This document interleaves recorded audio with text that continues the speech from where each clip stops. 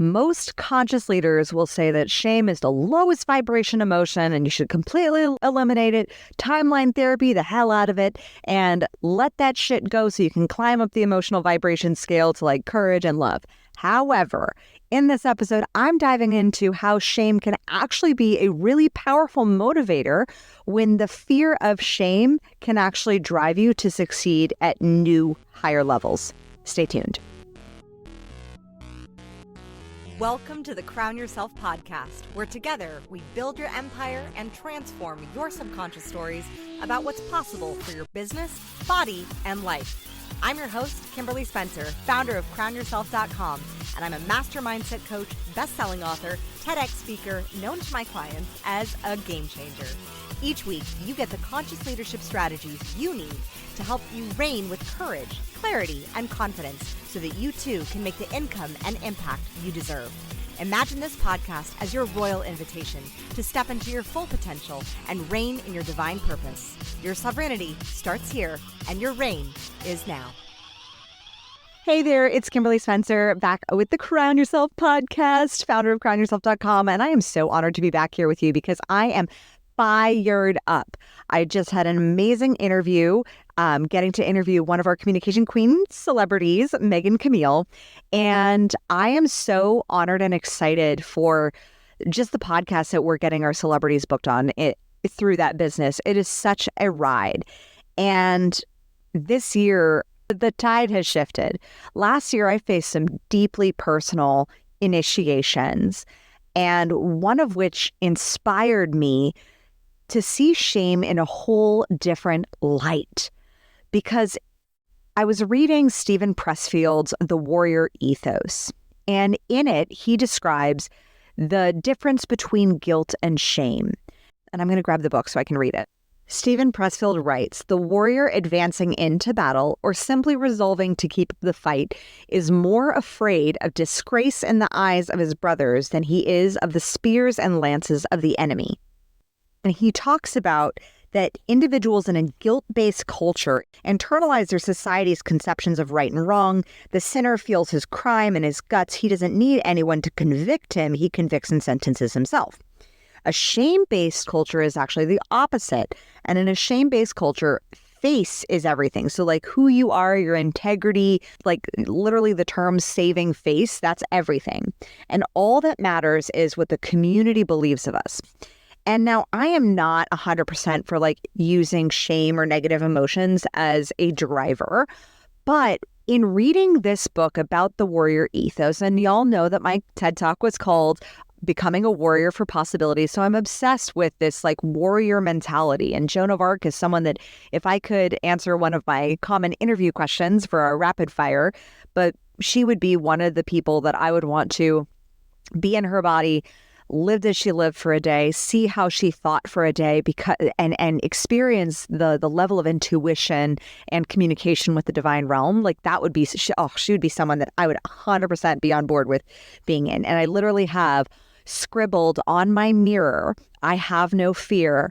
I was born to do this." Like that was one of her quotes. And the reason why Joan of Arc is so well quoted is because of during her Inquisition, everything she said was recorded. So everything she said, it remains in posterity and it's in its integrity because it is like literal court case data, like quotations and citations that are required from the court.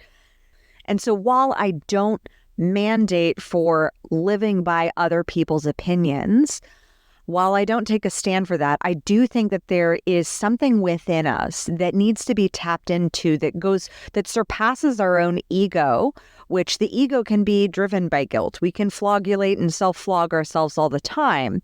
But the problem is that doesn't inspire us to rise so that we never have to experience the shame of letting our fellow people down, letting our clients down, letting anybody down.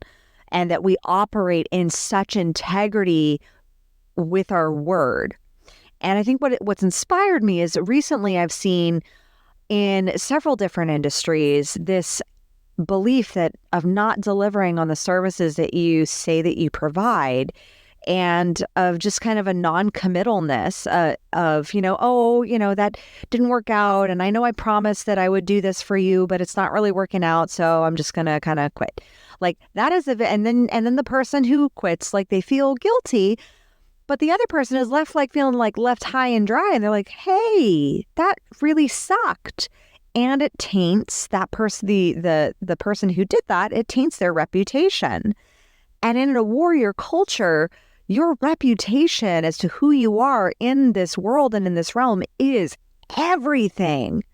And I think that there are pros and cons to this approach, but I am inviting you to challenge your own perspective as to how do you value your reputation, and how can you use shame as a motivator, or like the fear of shaming and letting down the people that you say that you are here to serve, letting down your queendom, letting down whether it's letting down your family, letting down your team, letting down your people, like that shame-based society. The fear of experiencing the shame can actually be motivating to actually succeed. And it can come from a space of such love and deep devotion to those whom you serve, that you would rather face, and this is extreme, that you would rather face death than lose face with the people that you say that you serve. And this is extreme. Like, I know that we're like, but if you were to imagine your level of service as a leader, as a business owner, to your team, to your family, to your clients, with that level of regard and devotion that, oh my God, the thought of not even showing up, the thought of not participating, the thought of not playing full out is so abhorrent to your veins, because it would feel like the death of the face that you have been working on building up for yourself and your own self-worth. Like that can be a game changer in perspective. Whereas most people, especially in a Judeo-Christian culture, live in a guilt-based society. And because of the guilt, and I'm not saying this is just for people of the Judeo-Christian faith, I am saying that in general, I have seen a lot of people driven and motivated by guilt in a way that they create self-fulfilling prophecies of self-sabotage, versus in a shame-based society where, like, Steven Pressfield talks about how the Marine Corps is shame-based, how the Romans, how Alexander's Macedonians and the Spartans, these were all shame-based. And the shame is in not displaying courage. And I think when we look at the warrior ethos, it stems from courage and making those courageous-based moves and using your courage to inspire those you serve. And if you think about your kingdom or your queendom and inspiring everyone around you as someone who is invited into the presence of your home and into your reality, every single follower that you have online, that your job is to show up and to encourage and to bring courage, whether through your own encouraging words or through your example of your life and it just being witnessed online, whatever that form is, how you demonstrate courage. If you are not demonstrating courage on a daily basis, which a lot of people aren't, let's be honest, if you scrolled through social media for a hot second, but I challenge you, like, what if you actually thought through the lens of this of courage, where every post, every interaction, every engagement with every human, you had the courage to ask the questions that needed to be asked, to inspire and encourage them that maybe they can rise even higher, that maybe they can do a little better, maybe they can get back up one more time. Because the shame and the fear of not would be so rejected by the society. Something I love within our Crown Yourself community is the courageous actions of every single human who I am getting to interact with. It is that they move forward with boldness and decisiveness, sometimes into the complete unknown, not knowing if it's going to work out or not. And the thing is when I look at the Enneagram, and the Enneagram is a tool, just like human design, just like astrology, and many high achievers, like the driver is shame. And so how can we use shame to navigate us forward in a positive way? And how we do that is through a collective consciousness shift to courage, where anything less than acting with courage and love is shamed and is you lose your face and you lose your reputation. And you will see this in general online anyways, where you see someone expressing their authenticity and you see people in the comments completely tearing them down. And that experience of getting torn down, that is actually the act of something that should be shamed, and people say, hey, this person is showing up courageously and authentically in their truth. You may not like it. That's fine. But show up in your own way, in your own truth. Let it be. And I think when we can challenge how we show up because of the fear of damaging our reputation and using it and not just our reputation for the sake of our ego or our own pride, but the repute to be regarded as something or being. And what is it that your reputation is not necessarily egoic? It can be. But how do you want to be perceived by others? And that's a choice. It comes down to a choice. And now, if you want to be perceived as someone who is inspiring and a thought leader, you're going to have to go out there in the internet realms or in your community and step out with courage. You're going to say some things that may ruffle some feathers, and that's okay, because you're ruffling feathers for the goal of having people step forward in their sovereignty to having more freedom. I would not be a good coach if I heard somebody saying, yeah, I want to have a multi-million-dollar business. I want to work, just 5 hours a day. And, this is what I want to do, and say, okay, yeah, you can have that. And then they don't have and say, oh, no, it's okay. You don't have to have the courage to go out there and hire a team to support you so you can have your 5-hour work days. That would be a disservice to them as a coach. The same is a disservice, and I did a post on this, and it definitely got some interesting response and vibes from some people about the disservice that many entrepreneurs have and are doing, especially female entrepreneurs. I see you, queens, where they are not charging for their services because they want to give back. And it's this altruistic charity mindset where they're giving from an empty cup. So it's not actually charity, it's selfless sacrifice. And it's sacrifice where then you are not challenging, like if you don't charge for your services or if you want to offer things, I'm like all about, you can offer free things, but also know where your line is. Know where your line of service is for what you choose to charge for. And then hold that line. Because the things that you charge for are valuable. There's obviously value of learning, of skill, of experience that you've put into that deserves to be compensated. And when you don't hold that line, what you're doing is you're looking at your potential clients as charity cases, and you are judging their financial possibility by their current financial reality. And who are you to be the discerner and the judger of what they can do or cannot do with their finances by, oh, I don't know if they can afford it, so I'm not going to charge them. Like, that is actually, especially in the coaching industry, when I see this, that is actually doing them a disservice, because you are literally, as a coach, basically projecting a belief onto them that they can't rise to the level that they say that they want to rise to, which is why they're hiring you or are interested in you being their coach in the first place. So do them a favor and allow yourself to see that there is possibility in charging for your services, and that because the transformation comes and is in the transaction.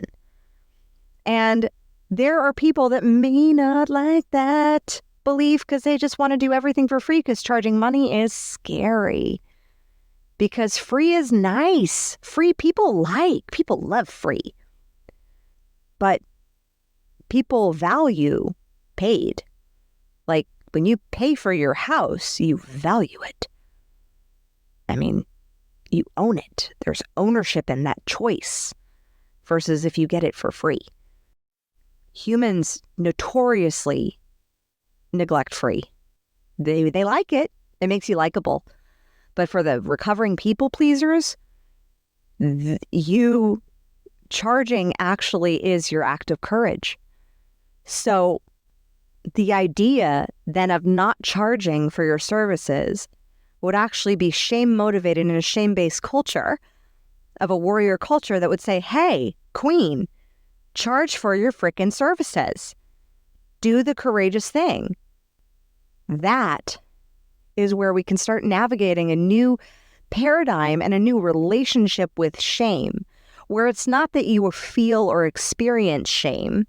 It's the idea or the concept of even experiencing the shame and losing face or the opinion that people hold of you, the repute of the person that you are building yourself into being, the idea of losing that because you do not deliver on a promise, or you do not charge for your services, or you do not show up on a daily basis for your community or your social media, and then you have expectations that are filled with pride, and then you get to beat yourself down with the guilt of, oh, I didn't do it, and here I am, and let me sit in my guilty pity party. That is not a warrior ethos, which is why that book spoke to me so highly, because it's not that you're actually operating with shame.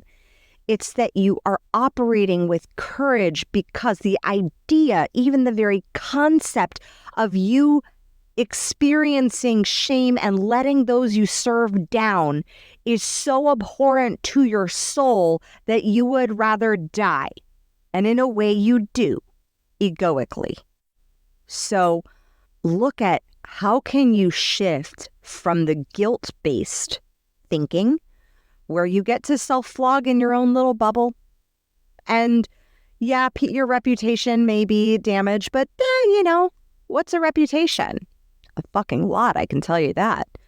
As the higher you go in the circles that you climb, it is small. And word gets around. Like, I can definitely tell you, like, getting people booked on the top 1% of podcasts, being in the top 15% of female entrepreneurs doing six figures, multiple six figures, it is a small club. And so your reputation is actually a lot.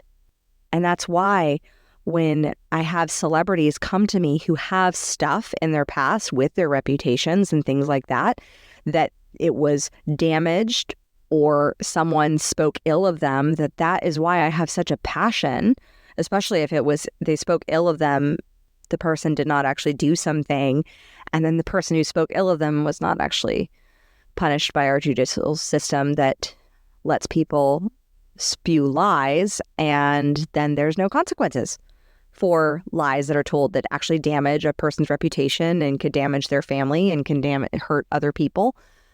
Words hurt. And they can stick.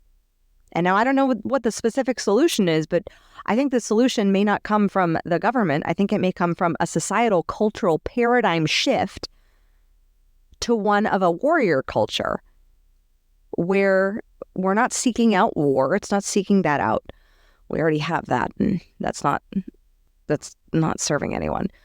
But the ethos of the warrior, the ethos of courage, of someone who takes a stand and chooses to fight for something, and who owns and honors their own integrity and their word. And when they say they're going to go to battle, whether it's, to take a stand for female empowerment or to go to battle for, making sure that women rise beyond just the 3% that just make it to seven figures currently, or they go to battle for another cause or something that they choose to step into, that battle cry comes from courage and an ethos and a society and a culture where your reputation fucking matters. And so many people don't see because they'll post everything on social media, which, fine. Like I post a lot on social media, but I don't post everything. I'm not posting things that would make my kids feel gross, 9 years later when they are like, oh, here's a picture of my kid on the toilet. No way. Why would I ever do that to them? But in a society that is guilt-based, it's like, oh, I'll feel bad later, or I feel guilty that I did this, but it's just me. Versus a society that actually has courage at the forefront, and the fear of losing face is so powerful that people take a stand for their reputation in integrity. So I'm not saying an egoic, prideful, disillusioned reputation that's not earned, like the warrior in battle who, they earn their scars. That's why Alexander, the story of Alexander the Great, showing his scars to his people, is saying, who has more scars than me? Versus, the person who's puffed themselves up and that has puffed up a reputation that they didn't actually earn. That's one that they can fall from pretty fast. That is not the culture that I am speaking of. But I question, how can we create within ourselves, within our community, a more courageous culture? And when I read this book by Steven Pressfield, I thought that this could be a wonderful way to just explore a new perspective and a new relationship with shame. Let me know if this episode served you. Let me know if you're like, yeah, this is an interesting concept. Maybe I can play with this. Or let me know if you're like, you think I'm full of shit. That's totally fine too. As always, my fellow sovereigns, own your throne, mind your business, because your reign is now. Thank you so much for tuning in today. If what you heard resonated with you, be sure to subscribe and start creating a bigger impact now by sharing this with a friend. Just by doing that one simple act of kindness, you are creating a royal ripple to support more people in their sovereignty. And if you're not already following on social media, connect with me everywhere at crownyourself.now for more inspiration. I am so excited to connect with you in the next episode. And in the meantime, go out there and create a body, business, and life that rules. Because today, you crown yourself.